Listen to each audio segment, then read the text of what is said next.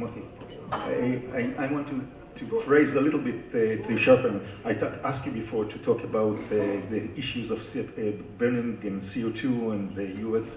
We are all of you talked before, and I would like you to deal more about that. But I would like to add additional point that maybe all of you will address. We are talking, what type of transportation do we talk in the 50 years from now? Do you see the private cars, everyone has his own car, driving everywhere? You started talking about that, and I would like you to have your idea. I must say, I'll try to be a bit cautious about this one, you know, since this is being recorded here. See, I was involved with a consortium of auto companies in the mid-90s when they were very seriously discussing fuel cells, and they were very, very serious about it. And also energy companies were involved as well. And the prediction at that time, unequivocally, was that in about 10 years, we're going to see fuel cells because they're very efficient, they're very good, and so there's no question about it.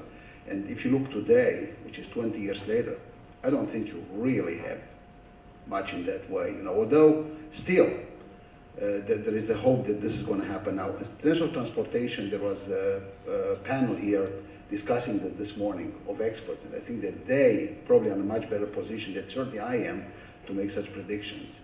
So what I would like to point out are several things which really worry me a great deal, you see. People use terms that have nothing to do with the reality, which means natural gas is green, biofuels are 100% environmentally viable, which means that you 100% recycle CO2 through biomass, all kinds of terms which are so far from reality. I mean, so we have to, I mean, they try to penetrate the market very fast, which is good. And there is a business community out there that, you know, would like to promote this, which is excellent. And natural gas is great, and biofuels are great, everything is valid. However, we should say things the way they are, and the way they are actually is that if I talk about biomass, and we ourselves have been involved, are still involved in this biomass, you know, the biofuels, but there are so many reports these days that really show that there is a problem. It doesn't mean that we should stop working on it, but there is a problem. The environmental problem is still there. There is a real question whether you still, in terms of greenhouse gas, there is any impact there at all. Then maybe if there is any, there is very small. There are questions about the land and the viability of this altogether, the food, the whole bit. So I'd like to come back to you, Professor Prakash, and say, I mean, for one thing, we should do the life cycle analysis of these things and should talk in real terms, okay? So that we all understand what we're talking about. This is very important, so at least we understand what we're talking about, and about sustainability of this. So I guess, ultimately, we have to find a way, first, to use the solar energy.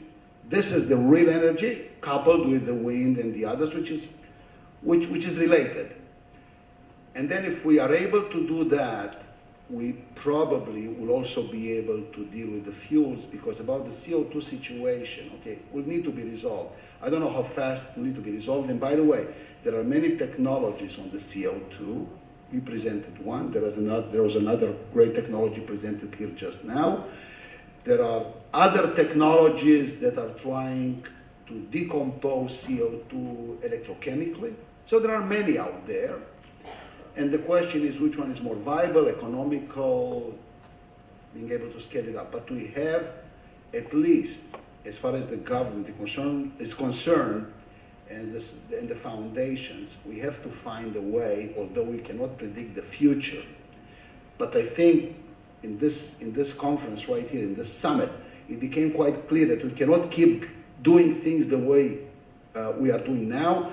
The fact is that short term, we can use natural gas and all the others, but if we look a bit more down the road, we have to deal with the CO2 problem and other problems related to the environment and the sustainability of this market altogether, independent of which means of transportations are there. And about the batteries, there is a real question about the materials. You pointed this out, and it's not clear yet.